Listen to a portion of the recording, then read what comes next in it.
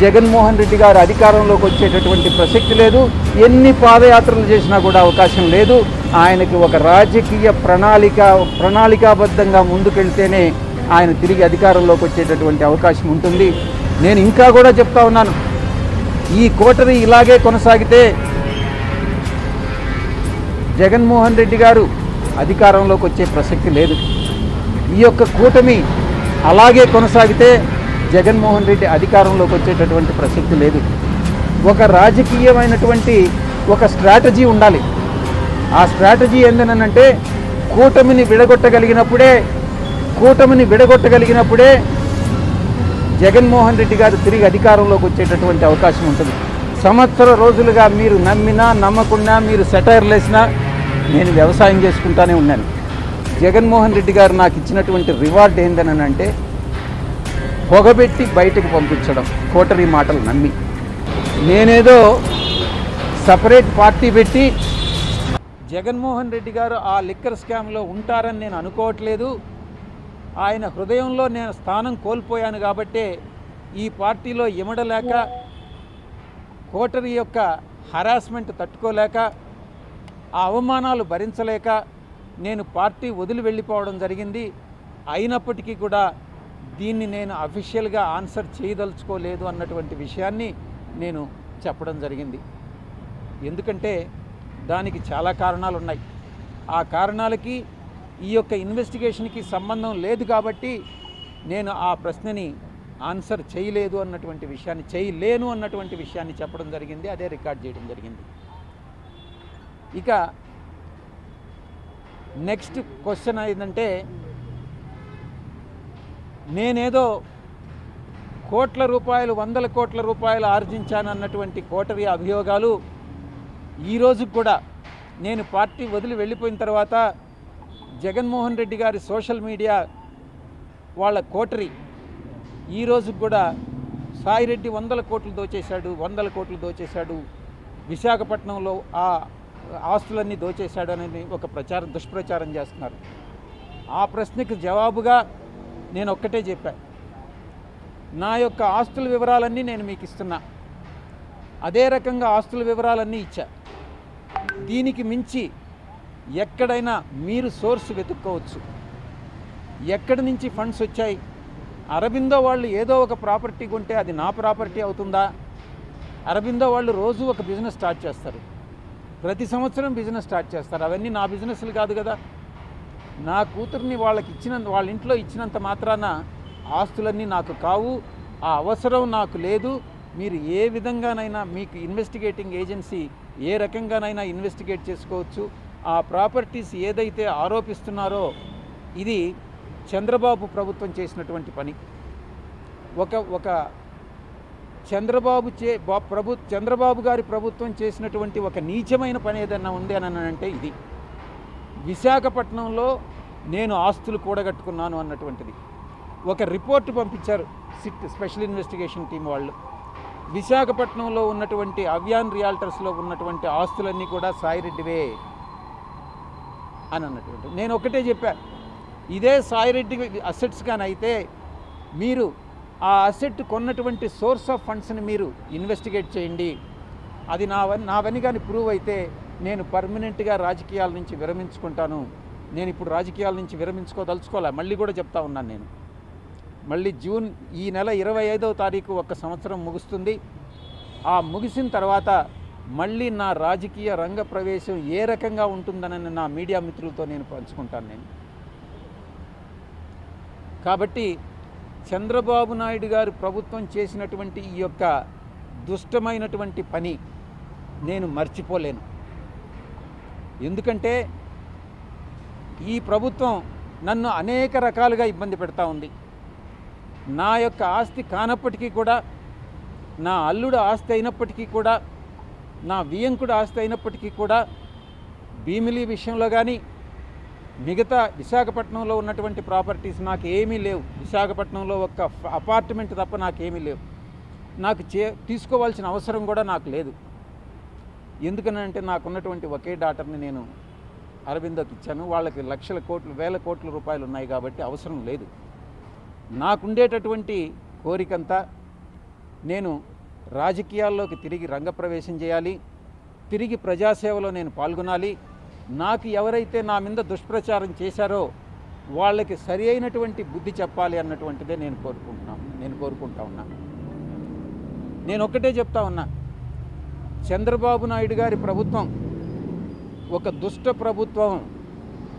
ఎందుకంటే ఏమీ నాకు సంబంధం లేనటువంటి విషయాల్లో నన్ను ఒక అక్యూజ్డ్గా ఇరికించి, కాకినాడ సీపోర్ట్ విషయంలో కానీ, ఈ యొక్క విశాఖపట్నంలో సిట్ నా పైన ఇచ్చినటువంటి స్పెషల్ ఇన్వెస్టిగేషన్ టీం ఇచ్చినటువంటి రిపోర్ట్ కానీ, ఇవన్నీ కానీ కేర్ఫుల్గా కానీ పరిశీలించి చూస్తే చంద్రబాబు నాయుడు గారి ప్రభుత్వం పాల్పడుతున్నటువంటి కక్షపూరితమైనటువంటి చర్యలు, చంద్రబాబు నాయుడు గారి ప్రభుత్వం అన్యాయమైనటువంటి యాక్టివిటీస్ ఏదైతే ఉన్నాయో, చర్యలు ఏదైతే ఉన్నాయో, ఇవన్నీ చాలా స్పష్టంగా తెలుస్తూ ఉన్నాయి. నేను సాయిరెడ్డి అనేటటువంటి వ్యక్తి వెనక్కి జంకేవాడు కాదు. ఏది ఏమైనా కూడా పర్వాలేదు. నేను ఒక్కటే చెప్తా ఉన్నా, అధికారం అనేటటువంటిది శాశ్వతం కాదు. అప్పట్లో జగన్మోహన్ రెడ్డి గారు కూడా 2019లో అధికారంలోకి వచ్చినప్పుడు నేను 20-25 సంవత్సరాలు అధికారంలో ఉంటానని అనుకున్నారు. ఇప్పుడు చంద్రబాబు నాయుడు, లోకేష్ బాబు కూడా ఈరోజు మేము అధికారంలో 20 సంవత్సరాలు ఉంటాం అనుకుంటా ఉన్నారు. కానీ అధికారం అనేటటువంటిది ఎవరిని అట్టిపెట్టుకొని ఉండదు. ప్రజాభిమానం చూరగొన్నటువంటి వాళ్ళే అధికారంలో ఉంటారు. నేను ఇంకా కూడా చెప్తా ఉన్నాను, ఈ కోటరీ ఇలాగే కొనసాగితే జగన్మోహన్ రెడ్డి గారు అధికారంలోకి వచ్చే ప్రసక్తి లేదు. ఈ యొక్క కూటమి అలాగే కొనసాగితే జగన్మోహన్ రెడ్డి అధికారంలోకి వచ్చేటటువంటి ప్రసక్తి లేదు. ఒక రాజకీయమైనటువంటి ఒక స్ట్రాటజీ ఉండాలి. ఆ స్ట్రాటజీ ఏందనంటే కూటమిని విడగొట్టగలిగినప్పుడే జగన్మోహన్ రెడ్డి గారు తిరిగి అధికారంలోకి వచ్చేటటువంటి అవకాశం ఉంటుంది. ఆ స్ట్రాటజీ ఇచ్చేటటువంటి వాళ్ళు కానీ, అమలు చేసేటటువంటి వాళ్ళు కానీ ఈ యొక్క కోటరీలో లేరు. జగన్మోహన్ రెడ్డి గారి చుట్టూ ఉన్నటువంటి వాళ్ళందరూ కూడా ఆయన్ని మిస్గైడ్ చేస్తూ ఉన్నారనేటువంటి విషయం నేను తెలియజేస్తూ ఉన్నా. నేను ఒక్కటే ఆలోచిస్తూ ఉన్నా, మీరు కూడా కోటరీలో భాగస్వాములే కదా అని మీడియా మిత్రులు కూడా చాలాసార్లు ప్రశ్నించారు. నేను ఒకటే చెప్తా ఉన్నా, సంవత్సర రోజులుగా మీరు నమ్మినా నమ్మకున్నా, మీరు సెటైర్లు వేసినా నేను వ్యవసాయం చేసుకుంటానే ఉన్నాను. అప్పుడప్పుడు నేను గమ్ముగా ఉండలేను కాబట్టి నాకున్నటువంటి స్వల్పమైనటువంటి రాజకీయ పరిజ్ఞానంతో ఏదో ట్వీట్స్ పెట్టడం, ఏదో టెక్నికల్గాను అకాడమిక్గాను ట్వీట్స్ పెట్టడం చేస్తూ ఉన్నాను. అంతేగాని నేను జగన్మోహన్ రెడ్డి గారిని విమర్శించడమో లేకుంటే ఇంకొక రాజకీయ పార్టీని విమర్శించడమో నేను చేయలే. అయినప్పటికీ కూడా జగన్మోహన్ రెడ్డి గారే నన్ను విమర్శించారు. ఆయన నేను ప్రలోభాలకు లొంగానన్నారు. నేను అడుగుతా ఉన్నా, అదే ప్రలోభాలకు లొంగుంటే నేను ఈరోజు లక్షల కోట్లు ఆర్జించుండేవాడిని. నాకు అది నేను నమ్మినటువంటి ఆ వెంకటేశ్వర స్వామి సాక్షిగా చెప్తా ఉన్నా, ఎవరి దగ్గర విజయసాయిరెడ్డి డబ్బులు ఆశించి చెయ్యి చాచలేదు, భవిష్యత్తులో అటువంటి చాచే అవకాశం లేదు అని నేను ఈ పత్రికాముఖంగా తెలియజేసుకుంటా ఉన్నా. జగన్మోహన్ రెడ్డి గారు ఈ స్టేట్మెంట్ విత్డ్రా చేసుకోవాలి. చంద్రబాబు నాయుడు గారు చేస్తున్నటువంటి ఈ హరాస్మెంట్ ఏదైతే ఉందో అది నిలపాలి. ఇవి రెండూ జరగాలంటే తిరిగి రాజకీయ రంగ ప్రవేశం చేయాలి. అది ఏ విధంగా అన్నటువంటిది నేను మీకు తెలియజేసుకుంటా. ఇక కోటరీ విషయానికి వస్తే, నేను వ్యవసాయదారుడిని. ఈరోజు వ్యవసాయం చేసేటప్పుడు యజమానికి పాలేరు ఉంటాడు. పాలేరు ఎడ్ల బండి తోలుతాడు, బండిలో ఎరువులు తోలుతాడు, అదే బండిలో పెస్టిసైడ్స్ తోలుతాడు, అదే బండిలో అదే ఎద్దులతో దుక్క దున్నిస్తాడు, అదే దాంతో హార్వెస్టింగ్ చేస్తారు. కానీ ఈ పాలేరులాగా నేను ఈ యొక్క 15 సంవత్సరాలుగా, అంటే 2009 నుంచి ఈ రోజు వరకు జగన్మోహన్ రెడ్డి గారికి ఒక పాలేరులాగా నేను పనిచేశాను. చిత్తశుద్ధితో నిజాయితీగా పనిచేశాను జగన్మోహన్ రెడ్డి గారికి. చంద్రబాబు గారు నాయుడు ఎంత దూరమైనా పోయి విమర్శించేటటువంటి స్థితిని తీసుకెళ్ళాను నేను. కానీ జగన్మోహన్ రెడ్డి గారు నాకు ఇచ్చినటువంటి రివార్డ్ ఏందని అంటే పొగబెట్టి బయటకు పంపించడం, కోటరీ మాటలు నమ్మి. ఇది ఆయన చేసినటువంటి నాకు సహాయం. ఒక పాలేరుగా పనిచేసినటువంటి నేను, పాలేరులాగా పనిచేసినటువంటి నేను, ఒకవైపు అయితే కోటరీలో మీరు అనుకున్నట్టు నేను భాగస్వామిని కావచ్చు, ఆ కోటరీలో ఉన్నటువంటి చాలామంది సభ్యులు పందికొక్కుల్లాగా ఏదైతే జగన్మోహన్ రెడ్డి గారు కష్టపడి పండించి ఆయనకు పాలేరులాగా పనిచేసి నేను పండించి ఆయన కోసం నేను శ్రమపడ్డానో దాన్ని పందికొక్కుల్లాగా తిన్నటువంటిదే ఈ కోటరీలో ఉన్నటువంటి కొంతమంది సభ్యులు. ఈ రోజు కూడా వాళ్ళు తింటూనే ఉన్నారు, జగన్మోహన్ రెడ్డి గారు చూస్తూనే ఉన్నారు. ఈ కోటరీని నమ్ముకున్నంత కాలం జగన్మోహన్ రెడ్డి గారు అధికారంలోకి వచ్చేటటువంటి ప్రసక్తి లేదు. ఎన్ని పాదయాత్రలు చేసినా కూడా అవకాశం లేదు. ఆయనకి ఒక రాజకీయ ప్రణాళికాబద్ధంగా ముందుకెళ్తేనే ఆయన తిరిగి అధికారంలోకి వచ్చేటటువంటి అవకాశం ఉంటుంది. మిగతా చాలామంది అడుగుతూ ఉన్నారు, చాలామంది అడిగారు ఏ రాజకీయ పార్టీలో మీరు చేరతారోనని. బీజేపీలో చేరతారా, జనసేనలో చేరతారా, టీడీపీలో చేరతారా, వైఎస్ఆర్ కాంగ్రెస్ పార్టీకి తిరిగి వెళ్తారా అన్నటువంటిది. నేను ఒకటే చెప్తా ఉన్నా, ఏ పార్టీలో చేరేటటువంటి అవకాశం లేదు. నా రాజకీయ భవిష్యత్తు ఏందనేటటువంటిది నేనే చెప్తాను అని నేను మీ అందరికీ కూడా సవినయంగా నేను మనవి చేసుకుంటా ఉన్నా.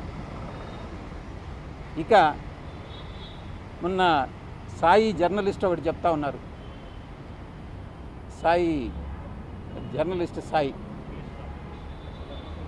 నేనేదో సపరేట్ పార్టీ పెట్టి దానికి చంద్రబాబు మద్దతు తీసుకొని నాయుడు గారి దగ్గర నుంచి నేను ఆర్థిక సహాయం పొంది ఆయనలో ఒక భాగస్వామిని అయిపోతాను అని ఒక ఆరోపణ చేశాడు. ఆయనకి ఎవరు చెప్పారో నాకైతే తెలీదు. ఈ జర్నలిస్ట్ సాయి స్వీయ పరిజ్ఞానాన్ని ఉపయోగించి ఈ జర్నలిస్ట్ సాయి అనేటటువంటి వ్యక్తి వైఎస్ఆర్సీపీ పేటిఎం బ్యాచ్ ఎవరికైతే మంత్లీ పే చేస్తున్నారో యూట్యూబ్ ఛానల్స్కి, దాంట్లో ఒక వ్యక్తి ఈ జర్నలిస్ట్ సాయి. నేను ఒక్కటే విజ్ఞప్తి చేస్తా ఉన్నా జర్నలిస్ట్ మిత్రులందరికీ, మీరు అనవసరంగా ఇన్ఫరెన్సెస్ డ్రా చేసుకోవద్దు. ఏదైనా ఉంటే నన్ను అడిగితే నేను నేరుగా చెప్తాను. చాలామంది మీడియా మిత్రులందరికీ నా ఫోన్ నెంబర్ వాళ్ళ దగ్గర ఉంది, నేను తప్పకుండా చెప్తాను అన్నటువంటి విషయాన్ని నేను మీ అందరికీ కూడా నేను తెలియజేసుకుంటా ఉన్నా. లాస్ట్గా ఇంకొక క్వశ్చన్ కూడా అడగడం జరిగింది. మీరు 100 కోట్ల రూపాయలు రాజ్ కసిరెడ్డికి మిథున్ రెడ్డి సలహా మేరకు అరబిందో నుంచి మీరు అరేంజ్ చేశారా అని. అవును, మిథున్ రెడ్డి అడగడం జరిగింది. దాని కోరిక మేరకు నేను రికమెండ్ చేసినటువంటి మాట వాస్తవమే. కానీ ఇంకొక ప్రశ్న కూడా, ఇది జగన్మోహన్ రెడ్డి గారికి తెలిసి జరిగిందా, జగన్మోహన్ రెడ్డి గారు మీకు చెప్పారా 100 కోట్లు అరేంజ్ చేయమని నేను ప్రశ్నించినప్పుడు జగన్మోహన్ రెడ్డి గారు నాకు చెప్పలేదు, శరత్ చంద్రారెడ్డికి చెప్పలేదు 100 కోట్లు అరేంజ్ చేయమనని. మిథున్ రెడ్డి, కసిరెడ్డి రాజశేఖర్ రెడ్డి, సజ్జల శ్రీధర్ రెడ్డి కోరిక మేరకే నేను అరేంజ్ చేయడం జరిగింది అన్నటువంటి విషయాన్ని చాలా స్పష్టంగా చెప్పడం జరిగింది. నేను ఒకటే అరబిందో నుంచి వాళ్ళు ఏయో కంపెనీలకి చెక్కులు తీసుకున్నారు, ఏ కంపెనీలకి చెక్కులు తీసుకున్నారనేటటువంటి విషయం కూడా నాకు తెలియదని స్పష్టంగా చెప్పాను. ఎంత రేట్ ఆఫ్ ఇంట్రెస్ట్ అనేది కూడా నాకు తెలియదు. ఆ తర్వాత రీపేమెంట్ ఎలా జరిగిందనేటటువంటి విషయం కూడా నాకు తెలియదు అని చాలా స్పష్టంగా చెప్పడం జరిగింది. జగన్మోహన్ రెడ్డి గారికి నాకు తెలిసి ఈ లిక్కర్ స్కామ్తో కానీ అటువంటిది ఏదైనా జరిగి ఉంటే, లిక్కర్ స్కామ్ జరిగిందనేటువంటి విషయం నేను చెప్పలేను, అది రాజ్ కసిరెడ్డి ఒక్కడే చెప్పగలడు. అటువంటిది ఏదైనా జరిగి ఉంటే తప్పకుండా అది జగన్మోహన్ రెడ్డికి తెలిసి జరగదు అన్నటువంటి విషయాన్ని చాలా స్పష్టంగా చెప్పడం జరిగింది. మళ్ళీ తిరిగి ఐ థింక్ పిలుస్తారనుకుంటాను, రేపు మిథున్ రెడ్డిని కూడా పిలుస్తున్నారు. ఆ తర్వాత ఇంకెవరిని, అందరూ డిస్టిలరీ ఓనర్స్ని అందరినీ కూడా పిలుస్తూ ఉన్నారు. సో ఛార్జ్ షీట్ కూడా ఫైల్ చేయడం జరుగుతుంది. చూద్దాం ఏం జరుగుతుందన్నటువంటిది.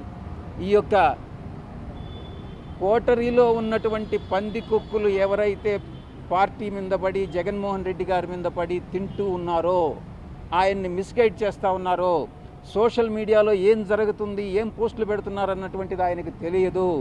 ఆయన తెలియకుండానే ఇవన్నీ కూడా జరుగుతూ ఉన్నాయి. అది ఆయన నివారించినంత వరకు పార్టీ అన్నటువంటిది ప్రజల్లోకి వెళ్ళేటటువంటి అవకాశం లేదు అన్నటువంటిది నేను స్పష్టంగా చెప్తా ఉన్నా. మీరు ఏదైనా ప్రశ్నలు ఉంటే ఒక్కొక్కరు అడగలేదు. 100 కోట్లు ఎక్కడెక్కడికి అంటే ఎవరెవరి సమక్షంలో మీరు అరేంజ్ చేశారు? నేను రికమెండ్ చేసి అరేంజ్ చేయలే. మీరు సరిదిద్దుకోవాలి. రికమెండేషన్ వేరే, అరేంజ్ చేయడం వేరే. నేను మిథున్ రెడ్డి గారి కోరిక మేరకు సజ్జల శ్రీధర్ రెడ్డి గారి కంపెనీకి 100 కోట్ల రూపాయలు ఇవ్వమని, రాజ్ కసిరెడ్డి సజ్జల శ్రీధర్ రెడ్డి కంపెనీలకు ఇవ్వమని రికమెండ్ చేసినటువంటి మాట వాస్తవం. ఆ తర్వాత ఏది కూడా నాకు తెలియదు. సార్, కోటరీ వల్ల మీరు బయటకు వచ్చాను, అలాగే ఇబ్బందులు కూడా పడ్డాను. ఇందుకు ఎవరు సార్ కోటరీ? మీ అందరికీ తెలుసు ఈ విషయం. కోటరీలో ఎవరుండారన్నటువంటిది మళ్ళీ తిరిగి నన్ను అడగడం ఎందుకు? మీకు తెలిస్తే అది మీరే చెప్పొచ్చు కదా, నేను చెప్పాలా దాన్ని? కోటరీ మీకు తెలీదా? TV9కి తెలీదా? TV5కి తెలీదా? లేకుంటే NTVకి తెలీదా? ఇలాంటి మహా టీవీకి తెలీదా? ప్రతి ఒక్కరికి తెలుసు కోటరీ ఎవరన్ననేటటువంటిది. ఆ పందికొక్కులు ఎవరన్ననేటటువంటిది మీ అందరికీ కూడా తెలుసు. అది నా నోటి గుండా చెప్పాల్సినటువంటి అవసరం లేదు అని నేను.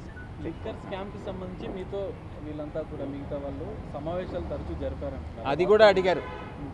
లిక్కర్ స్కామ్కు సంబంధించి మీతో మీరు సీఎం జగన్మోహన్ రెడ్డి గారు, OSD కృష్ణమోహన్ రెడ్డి గారు, ధనంజయ రెడ్డి గారు, రాజ్ కసిరెడ్డి, మిథున్ రెడ్డి సమావేశమై ఏ రోజైనా చర్చించడం జరిగిందానని. నాకు ఏ రోజు జగన్మోహన్ రెడ్డి గారు లిక్కర్ గురించి మాట్లాడలేదు, నేను దాంట్లో ఇన్వాల్వ్ కాలేదు. నాకు తెలిసి ఆయనకి లిక్కర్ గురించి, లిక్కర్ స్కామ్ గురించి ఆయనకు తెలియదు అన్నటువంటి విషయం స్పష్టంగా చెప్పడం జరిగింది.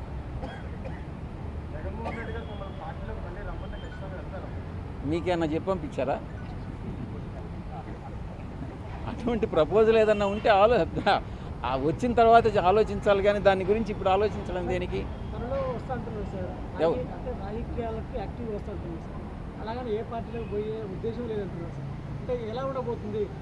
నేను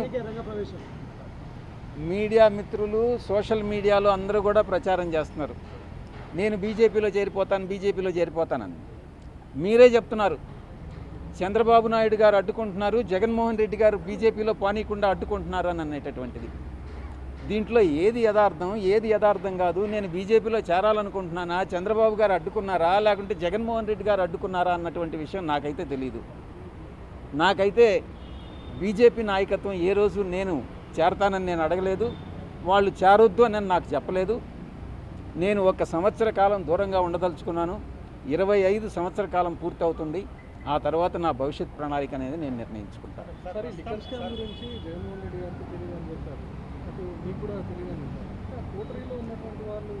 నేను ఫస్ట్ మీటింగ్లో మీడియా మిత్రులకే చెప్పా, కర్త కర్మ క్రియ రాజ్ కసిరెడ్డి అని.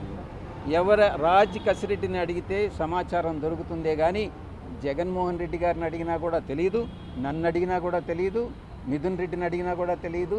కర్త కర్మ క్రియని మాత్రమే అడగాలి. అధ్వానంగా ఉంది. టీడీపీ ప్రభుత్వం అధ్వానంగా ఉంది.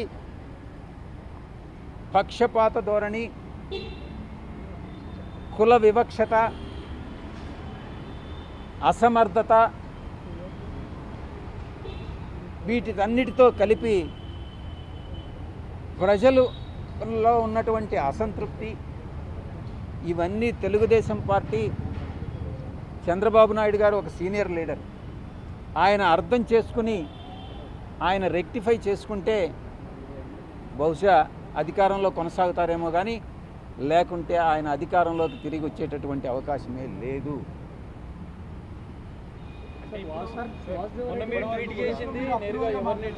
నేను ఒకటే చెప్తా ఉండా, ఎవరైతే తెలుగుదేశం పార్టీకి వ్యతిరేకంగా మాట్లాడతారో ఆ వ్యతిరేకంగా మాట్లాడినప్పుడు వైఎస్ఆర్సీపీ వాళ్ళు చప్పట్లు కొడతారు. వైఎస్ఆర్సీపీని వ్యతిరేకంగా మాట్లాడినప్పుడు తెలుగుదేశం వాళ్ళు చప్పట్లు కొడతారు. నాకు ఏ చప్పట్లు వద్దు. మధ్య మార్గంగా నేను ఒక దారిని ఎంచుకోదలుచుకున్నా. నా దారే నేను రహదారిగా చేసుకుంటా. అంతేగాని తెలుగుదేశంలో కానీ అటు వైఎస్ఆర్సీపీ నుంచి చప్పట్లు కావాలని నేను కోరుకోవట్లేదు. మీరే చెప్పండి సలహా. మీరు చెప్పినట్టుగా వైఎస్ఆర్సీపీ రాజకీయ ప్రణాళిక సరిగ్గా లేదు, ఇలానే ఉంటే రాజకీయంలోకి మళ్ళీ వచ్చే అవకాశం లేదని చెప్పేసి, అంటే గెలుపులోకి వచ్చే అవకాశం లేదంటారు. మరి కూటమి ప్రభుత్వం ప్రజెంట్ టీడీపీ ప్రభుత్వం అధ్వానంగా ఉంది అంటున్నారు. మరి నెక్స్ట్ ఎవరు వచ్చే అవకాశం ఉందని మీరు అనుకుంటున్నారు? ఇది మరి ఏ ఇతర రాజకీయ శక్తి కానీ బీజేపీతో కలిసి పోరాటం కానీ చేయగలిగితే నరేంద్ర మోడీ గారు ఈరోజు ప్రపంచంలోనే ఒక మంచి ఉత్తమ ప్రధానిగా అటు దేశీయంగా కానీ అంతర్జాతీయంగా కానీ ప్రతి ఒక్క విషయంలో కూడా ఆయన చాలా చాలా చాలా సమర్థవంతంగా ఆయన హ్యాండిల్ చేస్తూ ఉన్నారు.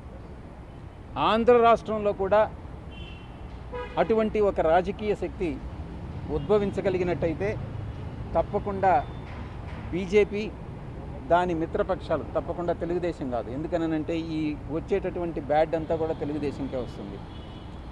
అవకాశం ఉంది అని నేను భావిస్తా ఉన్నా వ్యక్తిగతంగా. అవకాశం ఉంది అని అంటే రేపు రాజకీయ మీ రంగప్రవేశం దాంట్లో జరిగే అవకాశం ఉందండి. మీరు ఇన్ఫరెన్స్ డ్రా చేసుకుంటే నేనేం చేయగలను? నేను ఈ మాట చెప్తా ఉంటే ఆ మహాతల్లి నవ్వుతా ఉంది. ఏమ్మా మోడీని నవ్వుతా ఉండవు, నేను చూస్తా ఉంటా. ప్రధాని మోడీని ఆయన అభినందిస్తూ పొగుడుతూ మాట్లాడుతున్నారు, అంటే మంచి ప్రధాని అని చెప్పేసి కూడా పాజిటివ్గా మాట్లాడుతున్నారు. నేనే కాదు దేశంలో చాలా మెజారిటీ ప్రజలందరూ కూడా ప్రధాని మోడీ గారిని అభినందిస్తూ ఉన్నారు. ఆహ్వానిస్తే వెళ్తారా దాన్ని? ఇప్పుడు ఏదో ఊహించుకోవడం ఎందుకు? ఒక హైపోథెటికల్గా ఏదైనా వచ్చినప్పుడు చూద్దాం. చంద్రబాబు గారు మీరు అనుకున్నట్టుగా జగన్మోహన్ రెడ్డి గారు ఆహ్వానిస్తారా, చంద్రబాబు గారు ఆహ్వానిస్తారా, పవన్ కళ్యాణ్ గారు ఆహ్వానిస్తారా, లేకుంటే బీజేపీ ఆహ్వానిస్తుందా, లేకుంటే కాంగ్రెస్ పార్టీ ఆహ్వానిస్తుందా, లేకుంటే కమ్యూనిస్టులు ఆహ్వానిస్తారా? వెయిట్ చేసి చూద్దాం.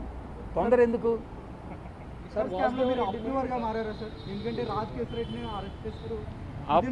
నేను మొట్టమొదటి నుంచి కూడా నేను ఒకటే చెప్తా ఉన్నా, ఎటువంటి పరిస్థితుల్లో అప్రూవర్గా మారేటటువంటి అవకాశం లేదు.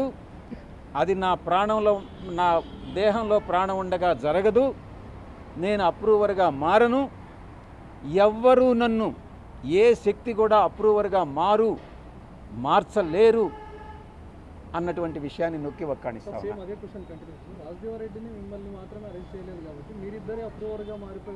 44 మంది అక్యూజ్డ్లో ఎంతమంది అరెస్ట్ అయ్యారు? 15 మంది. అంటే ఇంచుమించు 30 మంది అప్రూవర్గా మారారా? చెప్పండి మీరే. నన్ను ఎందుకు అరెస్ట్ చేయలేదు అని అంటే నాకు వ్యతిరేకంగా ఏ సాక్ష్యాధారాలు లేవు. నేను లిక్కర్ స్కామ్లో ఇన్వాల్వ్ కాలేదు. అటువంటిది ఏదైనా ఉంటే నేను కానీ లిక్కర్ స్కామ్లో అటువంటిది ఉంటే, నేను ఇన్వాల్వ్ అయి ఉంటే తప్పకుండా నన్ను అరెస్ట్ చేసి ఉండేవాళ్ళు. Thank you very much. మీరే చెప్తున్నారు ఈ కేసులో 30 మంది పైగా ఉన్నారని. మిమ్మల్ని మాత్రమే ఈడీ ఎందుకు పిలిచింది? అసలు మిథున్ రెడ్డి నన్ను అక్కడ అక్యూజ్డ్ 5 కింద చేర్చారు కాబట్టి ఆ సిట్ ఏదైతే చెప్పిందో ఒక రిపోర్ట్ ఇచ్చింది, నేనేదో డబ్బులు దోచుకున్నానని. చంద్రబాబు ప్రభుత్వంలో ఉన్నటువంటి ఆ సిట్ వేసినటువంటి సిట్ మనీ లాండరింగ్ కింద ఇన్వెస్టిగేట్ చేయాలి కదా, ఆ ప్రాపర్టీస్ నాయా కాదా తెలుసుకోవాలి కదా. అందుకే చంద్రబాబు గారి ప్రభుత్వం ఒక దుష్ట ప్రభుత్వం, అసమర్థ ప్రభుత్వం అని నేను విమర్శిస్తున్నాను ఈరోజు. అంటే నా మీదనే చంద్రబాబు గారి ప్రభుత్వం అసంబద్ధమైనటువంటి ఆరోపణలు చేసింది కాబట్టే ఒక రిటర్న్ రిపోర్ట్ ఇచ్చింది ఈడీకి. నేనేదో విశాఖపట్నంలో ఆస్తులు దోచుకున్నానని నేను ఛాలెంజ్ చేస్తూ సిట్ని ఛాలెంజ్ చేస్తూ ఉన్నా ఈరోజు. ప్రూవ్ చేయండి. ఆ ఆస్తులు నావే, ఆస్తులకి సోర్స్ ఎక్కడి నుంచి వచ్చింది, నావని కానీ ప్రూవ్ చేస్తే మీరు ఏం చేయమంటే అది చేస్తానని నేను ఈ యొక్క పత్రికాముఖంగా నేను వెల్లడిస్తూ ఉన్నా. సిట్ చీఫ్నికి ఛాలెంజ్ చేస్తున్నాను, చంద్రబాబు నాయుడు గారికి ఛాలెంజ్ చేస్తున్నాను. మీరు ఏం చేసుకుంటారో మీరు చేసుకోండి, మీరు ప్రూవ్ చేయండి. మీరు అంతర్జాతీయ కోర్టులోనైనా వేసుకోండి, మీరు ప్రూవ్ చేయండి నేను దీనిలో తప్పు చేశానని. సార్, మీ రాజకీయ రంగ ప్రవేశం 2 తెలుగు రాష్ట్రాల్లో ఉండబోతుందా, ఓన్లీ ఏపీలో? మీరు తినబోతా రుచి అడగడం ఎందుకు? కొద్దిగా వెయిట్ చేయండి, మీకే తెలుస్తుంది కదా. మీరు వెయిట్ చేయండి కొంచెం. దేనికైనా కూడా సహనం, ఓర్పు అనేటటువంటిది అవసరం. పోరాటం ఎవరిపై ఉండబోతుంది? కూటమి పైన, లేదంటే ఇప్పుడు జగన్ పైన? నేను ఒకటే చెప్తున్నా, కాంగ్రెస్ పార్టీ చేసినటువంటి తప్పు అదే. ఎప్పుడైనా ప్రతిపక్షంలో ఉన్నప్పుడు అధికార పక్షాన్ని విమర్శించాలి, అంతేగాని ఒక ప్రతిపక్షం ఇంకొక ప్రతిపక్షాన్ని విమర్శిస్తే ఆ యొక్క విమర్శకి అర్థం ఉండదు. ఈరోజు ఆంధ్ర రాష్ట్రంలో అధికార పక్షం, ప్రతిపక్షం అన్నటువంటిది చాలామంది చెప్తా ఉన్నారు. సమర్థవంతంగా ప్రతిపక్షం అన్నటువంటిది ప్రభుత్వాన్ని నిలదీయలేకుండా ఉంది అన్నటువంటి విషయం. కాబట్టి నేను ఈరోజు పత్రికాముఖంగానే విమర్శిస్తున్నాను. వ్యక్తిగతంగా విమర్శించట్లే. ప్రభుత్వం అసమర్థ ప్రభుత్వం, కక్షపూరితమైనటువంటి ప్రభుత్వం, కులతత్వాన్ని పెంచి పోషిస్తున్నటువంటి ప్రభుత్వం అని పదే నేను నొక్కి వక్కాణిస్తూ ఉన్నా. సార్, ఫైనల్గా మొన్న చేసిన ట్వీట్ ఎవరిని టార్గెట్గా చేస్తుంది? ఈ ట్వీట్ ఎవరిని ఉద్దేశించి చేసింది కాదు.